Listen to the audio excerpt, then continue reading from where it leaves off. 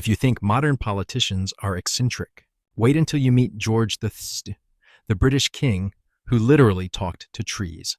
For centuries, he has been remembered less as the monarch who ruled through one of Britain's most turbulent eras and more as the mad king who supposedly lost his mind and wandered through palace gardens having conversations with oaks and elms. It sounds like a tabloid headline written centuries too early. King chats with shrubbery, nation confused. Yet behind the jokes and the caricatures lies a far more complex story. A story of duty, obsession, illness, and a man who somehow held the crown of the most powerful empire in the world, while his own mind betrayed him. George III's reign spanned an extraordinary 59 years, from 1760 to 1820. During that time, Britain lost the American colonies, fought wars with France, saw dramatic political changes, and laid the groundwork for the modern constitutional monarchy. And through it all, George was not the frivolous playboy that many of his ancestors had been. He was diligent, serious, deeply religious, and famously devoted to his wife, Queen Charlotte, with whom he had 15 children. In many ways, he was the kind of monarch moralists had always hoped for. Steady, sober, family-oriented, but history rarely grants its characters such tidy legacies. The same king who earned respect for his devotion also became infamous for his descent into madness, his uncontrollable rants, his bizarre obsessions, and yes, his conversations with the trees in Windsor's gardens. But before we get to the part where the king mistakes an oak for his prime minister, let's rewind. Who was George III before he became the Mad King? George William Frederick was born on June 4th, 1738, in London, the grandson of King George II. His father, Frederick, Prince of Wales, was heir to the throne but died unexpectedly in 1751, leaving young George next in line from birth. George's upbringing was marked by strict discipline and an emphasis on morality. Unlike many royals of the Hanoverian dynasty, who were notorious for mistresses and scandal, George was brought up to value propriety and restraint. He was taught to speak both English and German, to study science and agriculture, and to see himself not as a distant, untouchable figure, but as a king who served God and his people. This seriousness set him apart from his predecessors. George II, his grandfather, was hot-tempered and quarrelsome, more interested in battles than in domestic policy. George III, his great-grandfather, barely spoke English and treated Britain more like an extension of Hanover than a true home. But George III declared in his very first speech to Parliament after becoming king in 1760, "Born and educated in this country, I glory in the name of Britain." For the first time in decades, Britain had a monarch who actually seemed British. It was a refreshing change. Early on, George cultivated an image of responsibility. He avoided gambling and heavy drinking.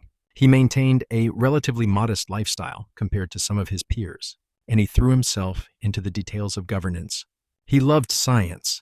He had one of the best astronomical observatories in Europe, and he loved farming, earning the affectionate nickname Farmer George. His interest in agriculture was genuine. He kept detailed records on crop rotations, livestock breeding, and soil experiments at his estates. Some joked that he would have been happier managing a large farm than ruling an empire. Still, this seriousness and attention to detail earned him both respect and mockery. But being a monarch in the late 18th century was no easy task. When George ascended the throne at just 22 years old, Britain was already entangled in the 7 Years' War, a global conflict against France and its allies. The war eventually brought Britain vast new territories, including Canada, but it also left the empire deeply in debt. To make matters worse, George inherited a political system in which Parliament was increasingly powerful, and monarchs had to navigate factions, scandals, and corruption, unlike the absolute monarchs of continental Europe. George could not simply issue decrees. He had to bargain, persuade, and maneuver through a parliament dominated by aristocrats with their own agendas. This was the world in which George's reign began, a king determined to live up to his ideals, ruling an empire strained by war, debt, and political infighting. And soon, The biggest challenge of all would arrive, not from Europe, but from across the Atlantic. The American colonies had long been semi-independent, accustomed to a degree of self-rule. But after the 7 Years' War, Britain needed money, and Parliament turned to the colonies to help pay for the empire's defense. Taxes like the Stamp Act of 1765 and the Tea Act of 1773 enraged colonists who argued that taxation without representation was tyranny. George III, in his youthful determination, believed firmly in the authority of Parliament and the unity of the empire. He saw the colonists' protests not as legitimate grievances, but as dangerous rebellion. The escalating conflict culminated in the American Revolution, one of the most defining events of George's reign. Popular mythology, especially in the United States, painted George as a tyrant, a villainous king determined to crush liberty. In truth, George was not the autocratic monster of the Declaration of Independence, but a monarch trying, perhaps too stubbornly, to preserve the empire.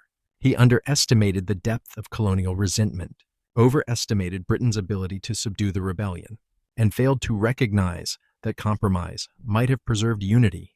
Instead, war dragged on, draining resources and morale. The loss of the American colonies in 1783 was a devastating blow. It wasn't just a military defeat, it was a humiliation for the crown.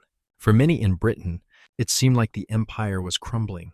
Caricatures mocked George as incompetent and stubborn, while critics in Parliament denounced his handling of the crisis. Yet, paradoxically, the king remained personally popular among much of the public. His image as a moral, family-oriented monarch distinguished him from the scandal-ridden politicians who surrounded him. People might mock Farmer George for his obsessions with agriculture, but they also respected his honesty. While the American Revolution defined one part of his reign, Europe soon provided another crisis. The French Revolution and the subsequent wars with revolutionary France. If losing America was humiliating, the rise of revolutionary ideals in France threatened the very existence of monarchy across Europe. George III and his ministers faced years of bloody conflict, culminating in Britain's wars against Napoleon. Through it all, George remained a symbol of continuity, a king who represented stability even as Europe descended into chaos. But behind the public image of duty and perseverance, cracks were beginning to appear in George's personal life. From as early as the 1760s, he began experiencing strange episodes of illness, bouts of abdominal pain, nervous agitation, and periods of erratic behavior. At first, these episodes were brief and dismissed as stress, but over time, they grew worse, and whispers began to circulate that the king's mind was not entirely sound. The first major breakdown came in 1788. George suddenly became incoherent, speaking nonstop for hours, sometimes foaming at the mouth, sometimes babbling religious verses, sometimes lashing out at those around him. Witnesses described him talking until he collapsed, his words tumbling over each other in endless streams. During one episode, he mistook a tree in Windsor for the King of Prussia and held a lengthy conversation with it. For the courtiers watching in horror, the spectacle was both tragic and absurd. Here was the King of Britain, sovereign of the world's most powerful empire, rambling nonsense and chatting with foliage. Doctors were called in, but 18th century medicine offered little hope. Treatments included blistering, bleeding, and restraining the king in straitjackets. At one point, he was tied to a chair for hours to prevent him from hurting himself. Rumors of his madness spread quickly, and political factions moved to prepare for a regency under his son, the future George IV. Newspapers and pamphlets buzzed with speculation, mocking the king's condition while also expressing genuine concern. Yet, remarkably, George recovered. By 1789, he had regained enough stability to return to public life, and for a time, he seemed restored. But the episodes would recur throughout his reign, each time worse than before. The madness of George III became a defining feature of his legacy, overshadowing his decades of dedication. For his subjects, the image of a king wandering the gardens, conversing with trees, embodied both the fragility of the monarchy and the absurdity of human fate. Despite the storms of politics and the whispers of madness, George III's personal life was surprisingly steady, at least compared to many of his royal ancestors. If the Hanoverian dynasty had been known for scandal, George tried hard to break the mold. He married Charlotte of Mecklenburg-Strelitz in 1761, and their union was remarkable, not for passion or intrigue, but for its sheer normality. They were, in many ways, the first middle-class royals. There were no mistresses, no dramatic betrayals, no competing factions of lovers. George was faithful to Charlotte throughout their long marriage, and together they produced 15 children. Yes, 15. It was less a royal family than a small army. The couple's domestic life became part of George's public image. While courtiers had long accepted that kings would stray, George's devotion to his wife was unusual and became a point of pride. He was portrayed as a moral, Christian family man, a symbol of stability in an era of political turmoil. Queen Charlotte herself was less popular, mocked for her German origins and reserved manner, but she shared George's commitment to duty. The king and queen enjoyed music, theater, and long walks in the gardens. At Kew Palace, George could indulge in his agricultural experiments, while Charlotte raised their children in a relatively simple household. By royal standards, of course, 15 children meant the palace was hardly quiet. The king was known to lecture his children about discipline and responsibility, but like many parents, he often struggled to control them. His sons in particular rebelled against his strictness. The future George IV became notorious for extravagance, gambling, and mistresses, embodying everything his father despised. Their relationship was tense, and during the king's illnesses, the Prince of Wales eagerly positioned himself to take power as regent. It was a bitter irony. The monarch, who prided himself on virtue, raised heirs who seemed determined to scandalize the nation. Meanwhile, George's relationship with Parliament was no less complicated than his family life. Britain's political system was evolving rapidly. The days when kings could rule by personal decree were over. Parliament held increasing authority, and prime ministers were emerging as the true heads of government. George, however, still believed in the importance of royal influence. He attended debates, kept detailed notes on political issues, and tried to shape policy through his ministers. This often put him at odds with powerful figures like Charles James Fox, the radical Whig leader, and William Pitt, the younger, the prodigious Tory who became prime minister at just 24. George admired Pitt's dedication and supported him through much of his career, but he clashed bitterly with Fox and other reformers. To some, George was a steady hand, resisting dangerous radicalism.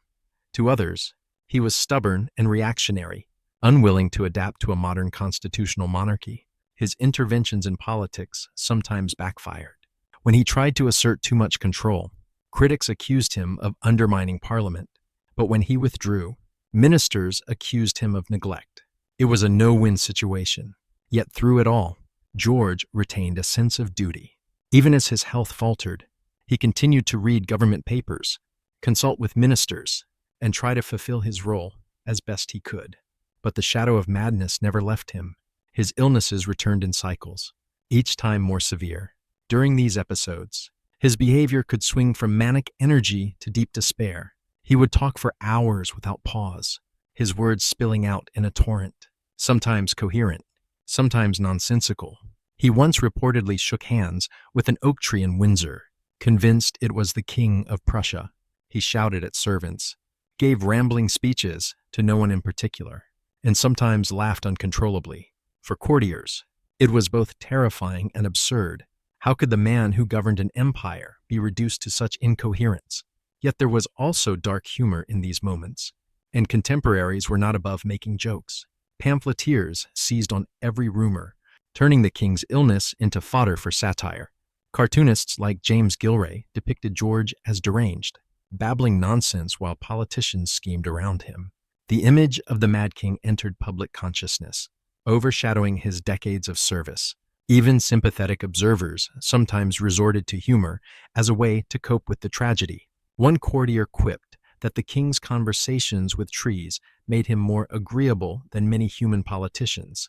The medical world, of course, tried to explain the mystery. At the time, doctors had little understanding of mental illness. Treatments were brutal and often counterproductive. Bleeding, blistering, purging, and even physical restraints. During George's 1788 breakdown, he was subjected to these tortures daily.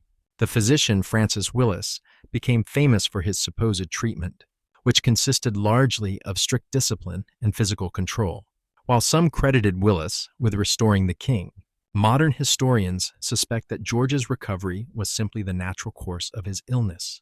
Today, many believe George suffered from porphyria, a rare metabolic disorder that can cause abdominal pain, nervous system dysfunction, and psychiatric symptoms. His blue-tinged urine, described by contemporaries, has often been cited as evidence. Others argue he may have had bipolar disorder. Given the manic energy of his episodes, whatever the cause, the treatments he endured likely made things worse. Imagine being strapped into a chair, bled until you're weak, blistered until your skin burns, all while your mind races uncontrollably. If George wasn't mad before, the cures might have driven him there. Despite everything, George had periods of lucidity where he returned to his duties with energy. After his 1788-1789 crisis, he resumed public appearances and was warmly welcomed. His image as a family man and his personal honesty kept him popular, even when politics went badly. During the Napoleonic Wars, his presence reassured many Britons that the monarchy remained stable, even as the world seemed to collapse. But the toll was mounting. Each new breakdown lasted longer, and his recoveries grew weaker. By the early 19th century, he was nearly blind from cataracts, deaf from age, and increasingly confined by his illness. After the death of his beloved Queen Charlotte in 1818, his decline accelerated. By then, he was king in name only, with his son ruling as Prince Regent. The once energetic farmer George, who had prided himself on detail and duty, now wandered in confusion, occasionally speaking to trees and shadows, lost in a world of his own. Yet even here, humor lingered. Stories circulated of the king lecturing a tree about foreign policy, or greeting imaginary guests in his garden. These anecdotes, half tragic and half comic, ensured that George's legacy would always be tinged with absurdity. But behind the jokes was a man who had tried desperately to live a life of virtue, only to be undone by forces beyond his control. By the turn of the 19th century, George III's reign had already stretched for decades, longer than almost any of his predecessors. He had lived through the loss of the American colonies, the storms of domestic politics, and the humiliations of his own recurring illnesses. But fate was not finished with him. The rise of Napoleon Bonaparte in France would plunge Britain into a struggle for survival that tested the nation like never before. For George, the French Revolution was not just another foreign crisis. It was a personal nightmare. The revolutionaries had executed Louis XVI and Marie Antoinette, the King and Queen of France, shaking the foundations of monarchy across Europe. To a man who believed deeply in the sanctity of kingship, it was horrifying. He saw in the guillotine a threat not just to France's royal family, but to every crowned head on the continent, himself included. Britain threw itself into war with revolutionary France, and George became a symbol of resistance to radicalism. The Napoleonic Wars dragged on for more than 2 decades, a grinding conflict of blockades, coalitions, and bloody battles. George, by this time, was too ill to command armies, but his presence still mattered. His government, led by William Pitt the Younger, steered the country through economic hardship and military setbacks. Pitt himself was sometimes criticized for stubbornness, but George admired his resolve. To many Britons, the partnership between Pitt and the king symbolized stability in a world gone mad. But even as Britain fought Napoleon abroad, George fought his own battles at home, against his failing body and mind. His sight was deteriorating, his hearing was nearly gone, and the episodes of madness returned with brutal force. The once vigorous man who had ridden horses and tended gardens was reduced to wandering halls, muttering, and conversing with phantoms. Servants described him babbling endlessly about theology, scolding invisible courtiers, and once again greeting trees as if they were old friends. The crisis of 1810 finally broke the illusion that George could rule. After the death of his favorite daughter, Princess Amelia, he suffered a catastrophic breakdown. Witnesses described him weeping uncontrollably, crying out for his lost child, and slipping deeper into incoherence. It was the final straw. Parliament passed the Regency Act, placing power in the hands of his eldest son, the flamboyant and indulgent Prince of Wales, who became Prince Regent. This man would later become George IV, infamous for his extravagance, gluttony, and mistresses, everything his father had tried not to be. The Regency era began, and though George III still technically wore the crown, he was a prisoner of his illness. For the last decade of his life, he lived in seclusion at Windsor Castle, blind, deaf, and often lost in hallucinations. His conversations with trees and shadows became legendary, a tragic symbol of a king undone by his own mind. Visitors were rarely allowed. Those who saw him described a figure wandering the gardens, his white hair wild, his words a jumble of prayer, nonsense, and memory. Yet even in this decline, there was dignity. The nation did not cast him aside as a failure. On the contrary, many Britons saw him as a tragic figure, a man who had given his life to duty only to be betrayed by fate. They contrasted him with his indulgent son, the Prince Regent, and found themselves nostalgic for Farmer George, the honest, dutiful king who had once tried to live like a moral citizen among corrupt politicians. When he died in January 1820, after nearly 60 years on the throne, the nation mourned deeply. The legacy of George III is complicated, as all legacies are. In America, he is remembered as the tyrant against whom the colonists rebelled. His name immortalized in the Declaration of Independence as the villain who denied liberty. In Britain, he is remembered as both the king who lost America and the king who stood firm against Napoleon. And everywhere, he is remembered as the monarch who lost his mind, who babbled nonsense, and who spoke to trees. But perhaps that image, comic as it is, hides a deeper truth. George was not a monster, nor merely a clown. He was a man who tried harder than most kings to be moral, who worked tirelessly at his papers, who loved his wife and children, who believed in God and duty. His tragedy was not that he was weak or selfish, but that his body and brain betrayed him. In an age when medicine knew little of mental illness, he endured treatments that only worsened his suffering. And yet, through it all, he remained committed to his role. Even in madness, he prayed for his people. Modern historians have been kinder to George than his contemporaries. They note his genuine interest in science, his support for exploration and the arts, and his devotion to constitutional principles. They argue that his madness was not constant but episodic, and that for much of his reign, he was a capable and conscientious ruler. The caricature of the Mad King talking to trees, while not false, is only one part of the story. And maybe there is even a touch of poetry in it. Talking to trees may sound absurd, but in a way, it speaks to George's lifelong love of nature. He was, after all, Farmer George, the king who preferred plowing fields to attending balls, who studied crop rotations and cattle breeds, who delighted in the rhythms of the natural world. Perhaps in his illness, his mind returned to the place where he was happiest, among the gardens, the fields, and the trees. So when we picture George III, let's not only see the babbling madman in a straitjacket, let's also see the young king who proudly called himself Briton, the father who doted on his daughters, the monarch who endured humiliation yet persevered, the man who loved science and farming as much as politics. His life was long, strange, tragic, and sometimes comic, but above all, it was human. History often reduces people to caricatures. For George III, it is the image of a man speaking to trees. But if we look closer, we see a story of resilience, of duty, of a man caught between the demands of empire and the fragility of the human mind. He may have spoken to trees, but he also spoke to his people through decades of service, through wars and crises, through triumphs and defeats. And that, perhaps, is why he remains one of the most unforgettable kings in British history. So yes, George III talked to trees, but he also outlasted wars, outlived his enemies, outreigned almost every monarch before him, and left behind a kingdom that would go on to dominate the 19th century. He was mad, he was tragic, he was stubborn, he was devoted, And he was, in every sense of the word, unforgettable